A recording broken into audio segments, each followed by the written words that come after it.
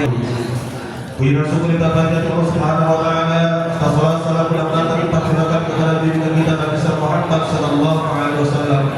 Di mana alhamdulillah sebagai bentuk mahabbah kita, sebagai bentuk rasa cinta kita kepada Rasulullah sallallahu alaihi wasallam, pada pelaksanaan bersuci pada pagi hari ini sekaligus memperingati peringatan Maulid Nabi Muhammad sallallahu alaihi wasallam 1446 Hijriah.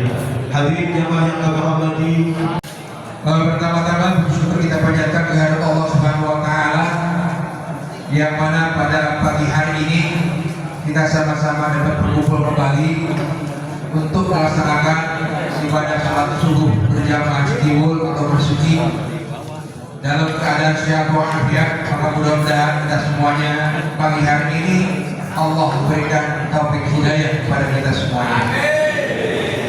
kita dengarkan sambutan dari Bapak Anggota Dewan DPRD Kota Bekasi kepada yang terhormat Bapak Sarwin Edi Saputra. Kepadanya dengan segala hormat kami persilakan.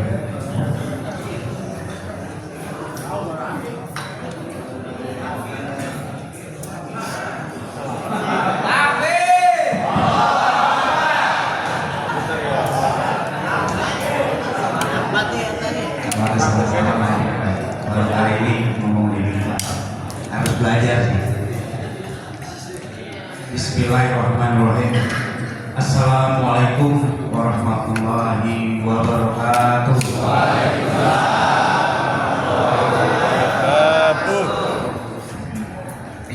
Puji syukur Bapak kita panjatkan kehadirat Allah Subhanahu wa taala yang mana pada pagi hari ini kita bisa berkumpul di Masjid Al-Fudullah untuk melaksanakan kegiatan bersuci.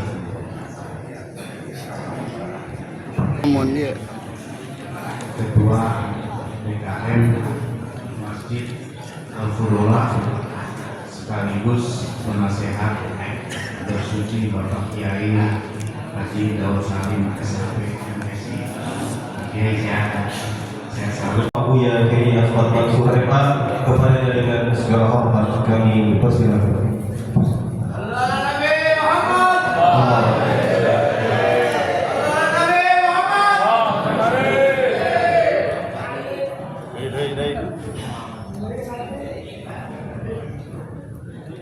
Assalamualaikum warahmatullahi wabarakatuh.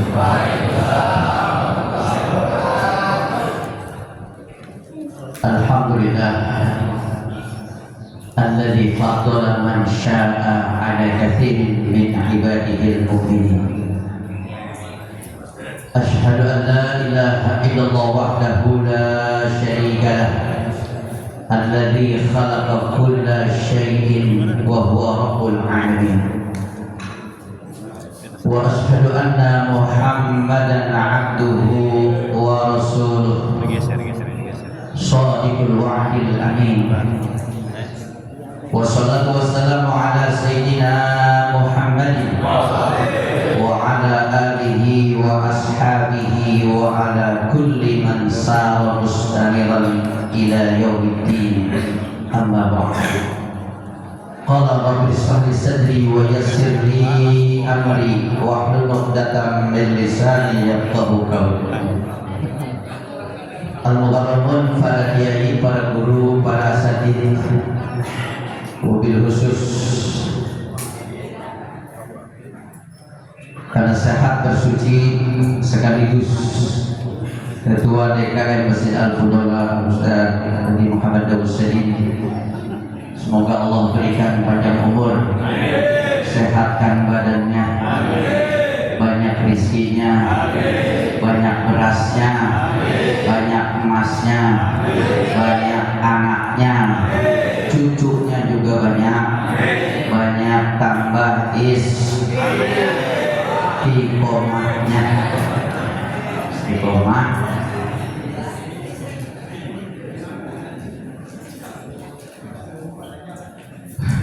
Bapak Lurah Citiwul yang saya hormati,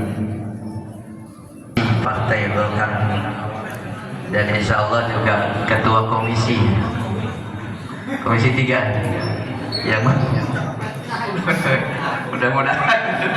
mudah-mudahan di bidang infrastruktur gitu.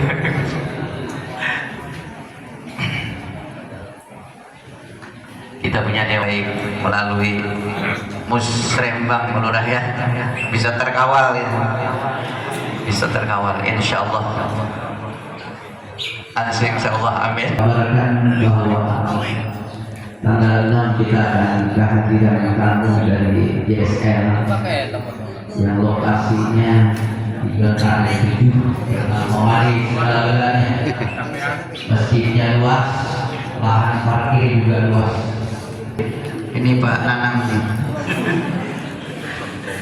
Oleh karena itu ada 5 musola yang tahun sebelumnya ada dalam barisan silaturahmi DKM masjid dan musola, tapi untuk tahun ini memundurkan diri karena tidak muat kedua-duanya.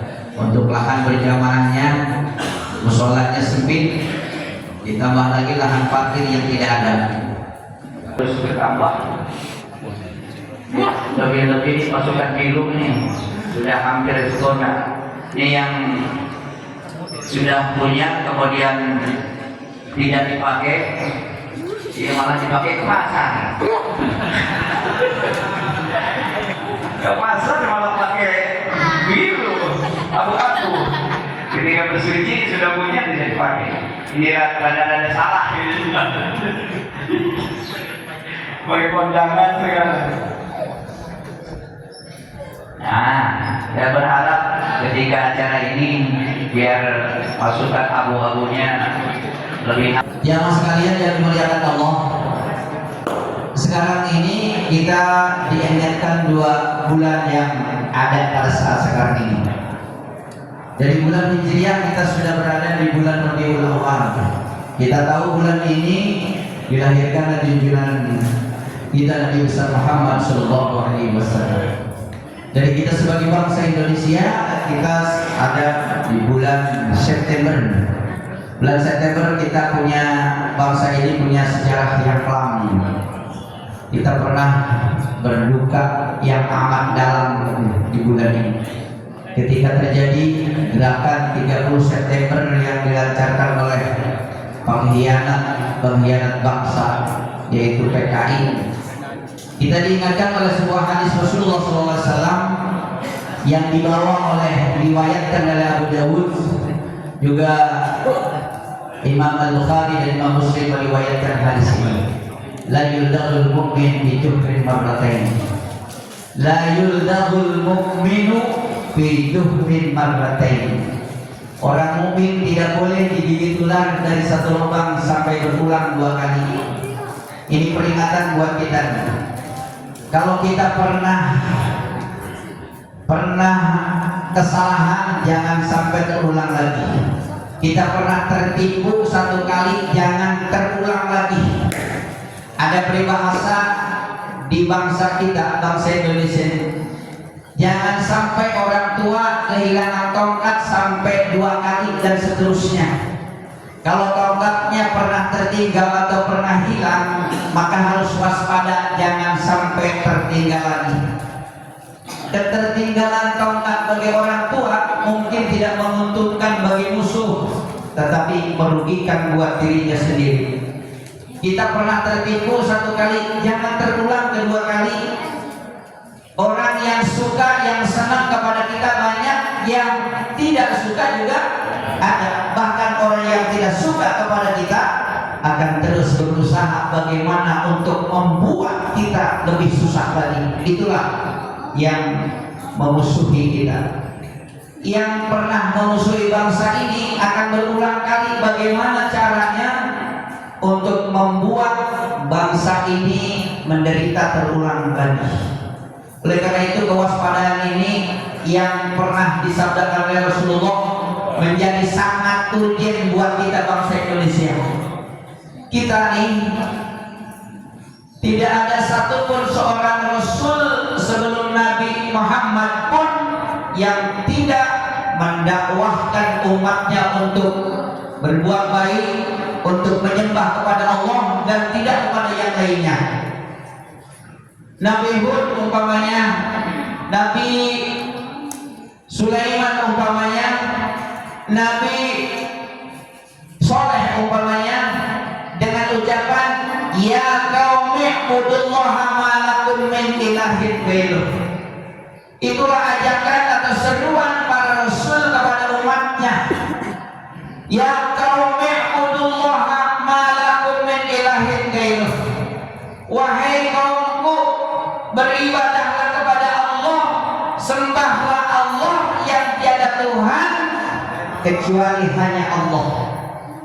Tetapi seruan itu disampaikan kepada Rasulnya hanya menjadi ya terdengar sih terdengar, tapi bukan sami'na wa ata'na, melainkan sami'na wa asaina.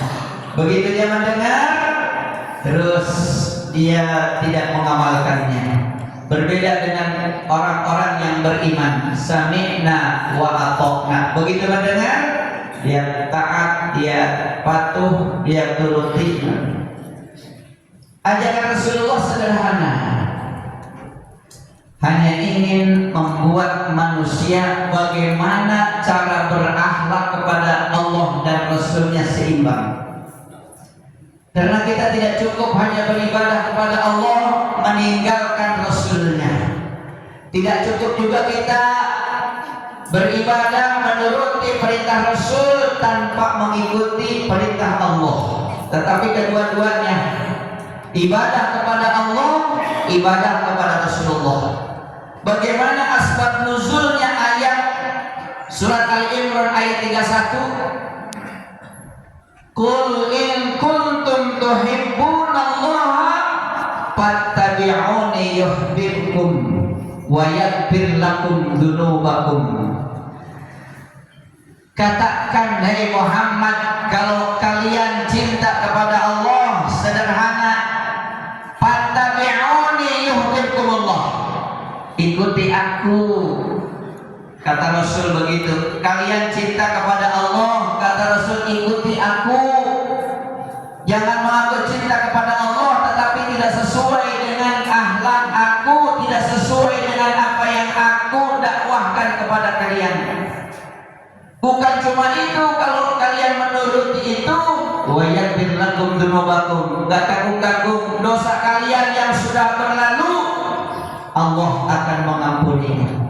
Sederhana, kalau kita cinta kepada Allah, kata Rasul, fattabi'uni, ikuti aku. Dulu kan ada gini di zaman jahiliyah, orang-orang jahiliyah kafir Quraisy. Di zaman Rasulullah, dia mengatakan, nahnu nuhibbullaha, kami cinta kepada Allah. Tetapi kata Rasulullah, kamu cinta, aku cinta kepada Allah, tapi tidak mengikuti aku. Kalian menyembah berhala, kalian hanya memperolok-olok agama Allah, sementara aku yang mengajak ibadahlah kepada Allah. Aku telah mendakwahkan kalian untuk jalan yang lurus, ikutilah aku. Tapi pengakuan kalian tidak sesuai, maka turunlah ayat ini, qul in kuntum tuhibbunallaha fattabi'uni yuhibbukum. Satu saat Nabi masuk Masjidil Haram. Di sana banyak orang kafir Quraisy, orang-orang muslim yang sudah menjejerkan patung-patung di sekitar Masjidil Haram, termasuk di atas Ka'bah itu beberapa patung banyak. Ada yang mengatakan 360 patung di atas Ka'bah tuh, majubel. Nama bahasa Indonesia majubel. Pak Jejel.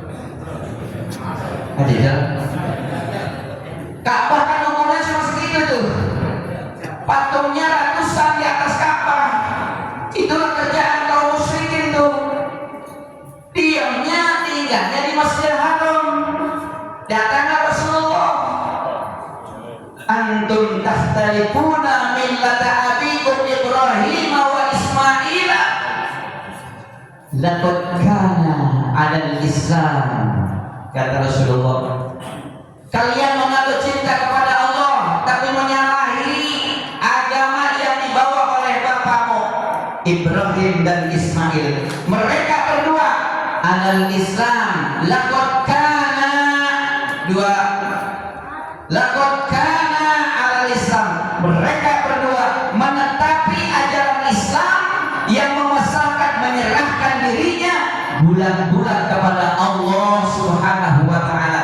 Kalian ini bagaimana ngaku cinta kepada Allah, tapi patung di sekitar Masjidil Haram berjejer, kamu sembah dia, kamu elu-elukan dia. Turunlah ayat ini. Qul in kuntum tuhibbunallaha fattabi'uni yuhibbukumullah. Sederhana kalau kita ingin cinta kepada Allah, ikuti aku, kata Rasul. Lalu orang Yahudi mengatakan, nahnu abna'ullah wa ahibba'uhu. Kita ini adalah anak-anak Tuhan. Para Yahudi. Jadi Tuhan punya anak. Terus kalau Tuhan punya anak, istrinya siapa? Kalau Tuhan punya istri, terus mertuanya siapa? Berarti ada besannya tuh. Besannya siapa? Yang nikahkannya siapa? Penghulunya. Berpikirlah. Jadi mereka mengatakan, nahnu abna'ullah wa ahibba'uhu. Kita ini adalah anak-anak Tuhan dan pencinta-pencinta Tuhan. Turunlah ayat ini. Qul in kuntum tuhibbunallaha fattabi'uni yuhibbukum. Kalau kalian mengaku cinta kepada Allah, ikuti aku. Bukan begitu caranya. Aku cinta kepada Allah, tapi aku beribadah kepada Allah, tidak menyekutukannya. Orang Yahudi. Lalu kata orang Nasrani. Lalu orang Nasrani itu, nu'adzibul masyiha wa na'buduhu liyuqarribuna ilallah. Semua mengatakan kamu menyembah berhala, kamu mengeluh-elukan Al-Masih. Jawabnya apa? Liyuqarribunallah, liyuqarribunallah, untuk mendekatkan kami kepada Allah. Kalau kita tawasul, kita ibadah kepada Allah, kita ibadah kepada Rasulullah, kita untuk mempercepat doa kita dikabul bijahi Nabi Muhammad sallallahu alaihi wasallam, ila hadratin Nabi, ila hadrati bulan-bulan masyayikh masyayikh, yang kata Allah wattaqul wasilah, carilah kepada wasilah, perantara yang lebih dekat kepada itu siapa? Yang lebih dekat kepada Allah siapa? Silakan jadikan wasilah. Sementara mereka beralasan itu, liyuqarribunallaha, nahnu na'buduhu hubban lillah, liyuqarribunallah. Kami beribadah kepada berhala, kami menyembah berhala untuk apa? Untuk dia lebih mendekatkan diri kepada Allah sedekat-dekatnya, zulfa, sedekat-dekatnya. Padahal patung-patung itu la yadurru wa la yanfa, tidak bisa memberikan madarat dan tidak bisa memberikan manfaat. Hanya Allah Subhanahu wa taala yadurru wa yanfa, yu'iddu man tasya wa yudhillu man tasya. Yang membuat manusia itu mulia Allah, yang membuat manusia itu rendah Allah. Patung-patung tidak bisa membuatkan mulia dan rendahnya seseorang, tetapi mereka sembah itu. Mereka mengatakan supaya lebih mendekatkan diri kepada Allah. Kata Allah, turunlah ayat ini. Qul in kuntum tuhibbunallaha fattabi'uni yuhibbukum wa yaghfir lakum dzunubakum. Sederhana sebenarnya. Kita ingin mencintai kepada Allah, ikuti Nabi. Apa ajaran Nabi? Ikuti dia. Jangan coba rajin ibadah kepada Allah sementara Rasul ditinggalkan, sunnahnya tidak dikerjakan. Kita akui itu untuk mengakui untuk apa? Untuk mengamalkan sunnah-sunnah Rasul masih sangat berat. Saya tanya, coba sunnah rawatib mana yang paling berat kita lakukan? Sholat sunat qobliyah ba'diyah mana yang paling berat kita laksanakan? Yang mana ya? Semuanya? Dia pun semuanya. Yaitu sholat sunat, qobliyah, ba'diyah yang sholat fardunya tidak ikut berjamaah. Ayo. Kenapa kita rajin qobliyah maghrib? Karena sholat maghribnya ikut berjamaah. Kenapa kita rajin qobliyah isya dan ba'diyah isya? Karena sholat isyanya ikut berjamaah. Coba kalau sholat isyanya di rumah sendirian. Kenapa kita mau melakukan qobliyah ba'diyah sholat zuhur? Karena sholat zuhurnya ikut berjamaah. Coba kalau sholat zuhurnya sendirian di rumah, gak usah qobliyah dulu, langsung aja. Apalagi mau kondangan ditunggu orang lama. Kalau sudah assalamualaikum, gak usah ba'diyah, ketinggalan besan. Ibu-ibu ribut, gak usah ba'diyah, gak usah qobliyah. Mau hujan, jemuran di luar, takut kehujanan. Sholat asar lagi goreng tempe, ibu-ibu tuh gak usah qobliyah, langsung aja sholat fardu asar. Begitu assalamualaikum, enggak ada Allahumma antas salam wa minkas salam, Allahumma antas jalan, goreng tempe gosong.